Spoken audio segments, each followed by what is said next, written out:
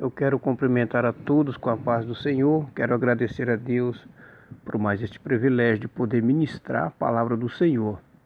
Você que vai estar ouvindo este áudio, esteja se inscrevendo no canal e compartilhando. E a palavra desse dia está no livro de Apocalipse, capítulo 4, o versículo 1, que nos diz assim: Depois destas coisas, olhei, e eis que estava uma porta aberta no céu, e a primeira voz que, como de trombeta, ouvira falar comigo, dizendo: Sobe aqui e mostrar-te-ei as coisas que depois destas devem acontecer.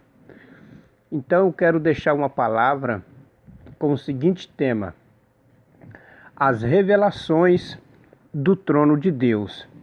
Dentro do capítulo 4 de Apocalipse, o versículo 1 até o versículo de número 8, eu quero vos trazer estas lições. Depois que João ele escreveu para as 7 igrejas da Ásia, João agora no capítulo 4, ele é arrebatado ao céu, e ali Deus mostra coisas reveladoras para João, e João então passa para nós a igreja do arrebatamento nos dias que estamos vivendo. E a primeira lição dentro deste capítulo 4 está no versículo 1, que nos diz assim: Depois destas coisas olhei, e eis que estava uma porta aberta no céu. Então a primeira revelação é a porta aberta. Então nós devemos ter a consciência que no céu existe uma porta aberta.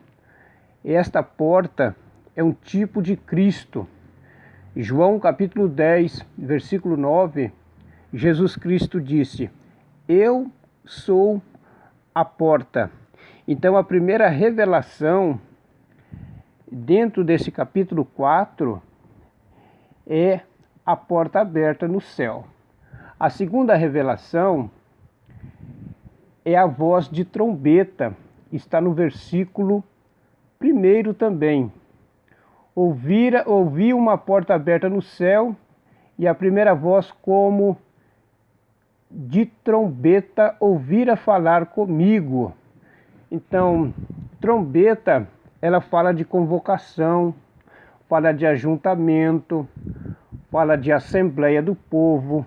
Trombeta na Bíblia fala de convocação para as festas, convocação para a guerra.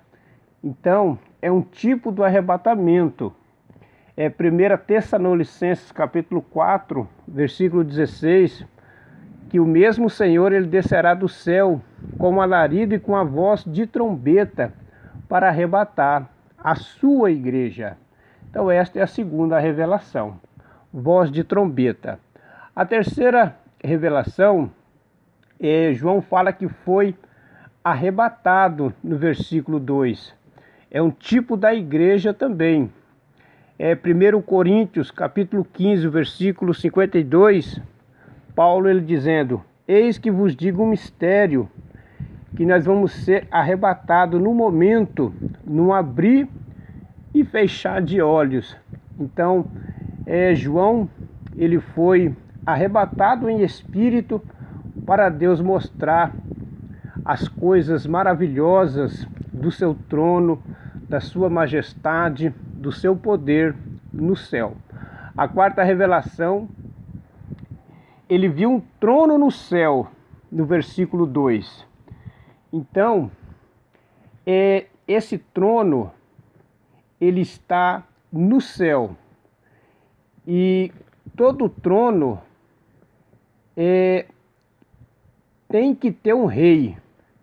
Então, nesse trono, nós sabemos muito bem que está sentado nele o Rei dos Reis e o Senhor dos Senhores. Existe um trono na eternidade E quem está sentado neste trono observa todas as coisas, conhece todas as coisas, tem o domínio de todas as coisas. Esta é a quarta revelação. A quinta revelação: um assentado sobre o trono, versículo 2. Então o trono ele está ocupado, o trono ele tem um domínio. Quem está sobre este trono tem poder e autoridade. A Bíblia fala no Salmo 11, o versículo 4, que Deus está no seu trono e as suas pálpebras provam os filhos dos homens. Então este trono ele está ocupado pelo nosso Deus Todo-Poderoso.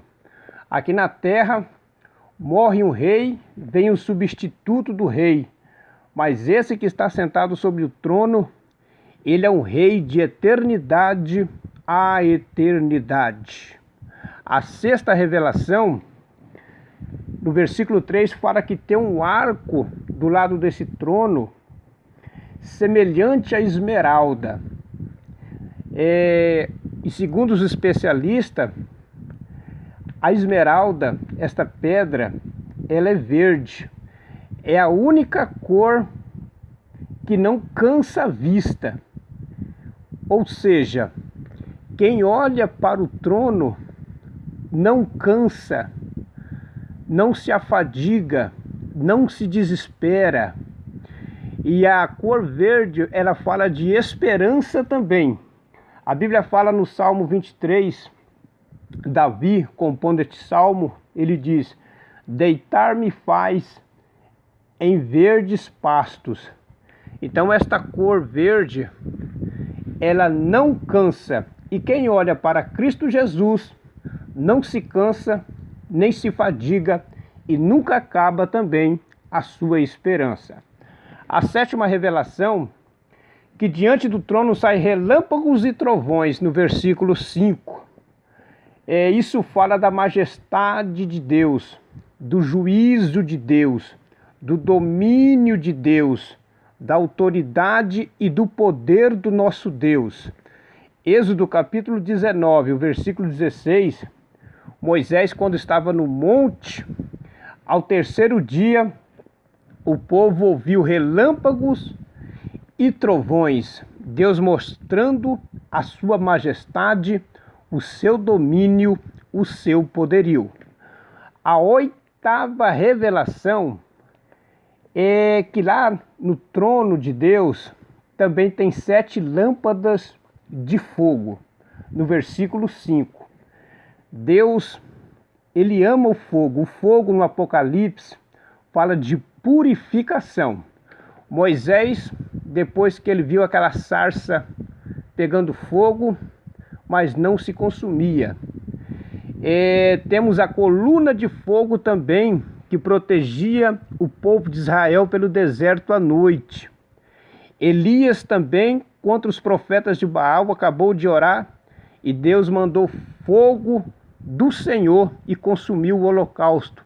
No dia de Pentecostes, Atos capítulo 2, aqueles quase 120 receberam o batismo com o Espírito Santo, e foram vistas línguas repartidas como que de fogo. O livro do Apocalipse fala que os olhos de Cristo são como chamas de fogo. Então, e dentro do tabernáculo também tinha o candelabro, que o fogo ali não podia se apagar. Então essa é a oitava revelação. A nona revelação é um mar de vidro, semelhante ao cristal, está no versículo de número 6.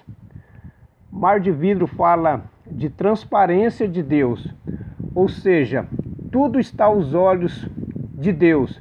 Não tem como ninguém se esconder da presença de Deus.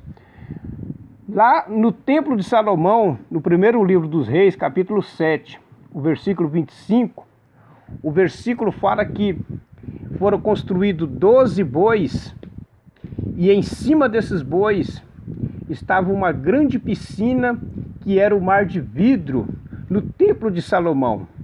E agora João tem o privilégio de ver este mar de vidro no trono de Deus, na glória do nosso Deus. Então fala de transparência, tudo está aos olhos de Deus. A mulher samaritana não teve como ela esconder o seu pecado diante do nosso Deus, Cristo Jesus, no capítulo 4 de João. Então tudo está aos olhos de Deus, tudo é transparente, tudo é patente aos olhos do nosso Deus. A 10ª revelação é no versículo 7, fala de 4 animais: o leão, o bezerro, o homem e a águia. O leão é um símbolo do Evangelho de Mateus, é o Evangelho do Rei. O bezerro é um símbolo do Evangelho de Marcos, que fala do sacrifício. Marcos escreveu para os romanos. O homem é um símbolo do Evangelho de Lucas, do Jesus homem, 30 anos, que escreveu para os gentios e os gregos.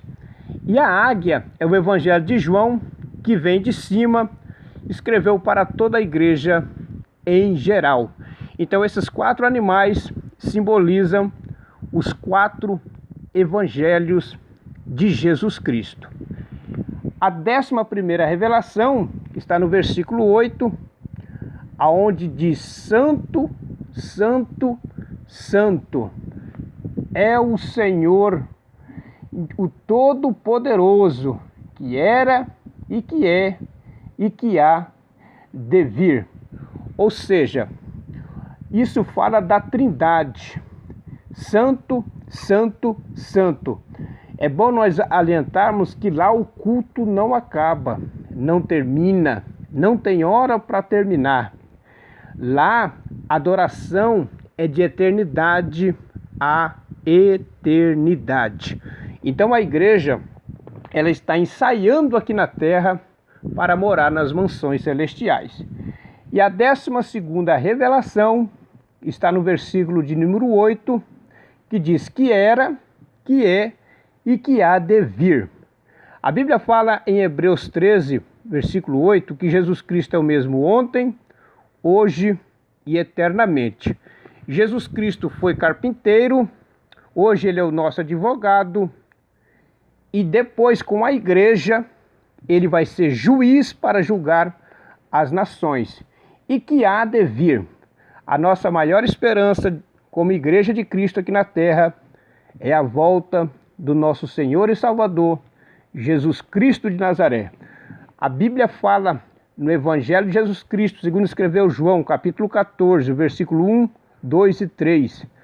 Não se turbe o vosso coração, credes em Deus, credes também em mim.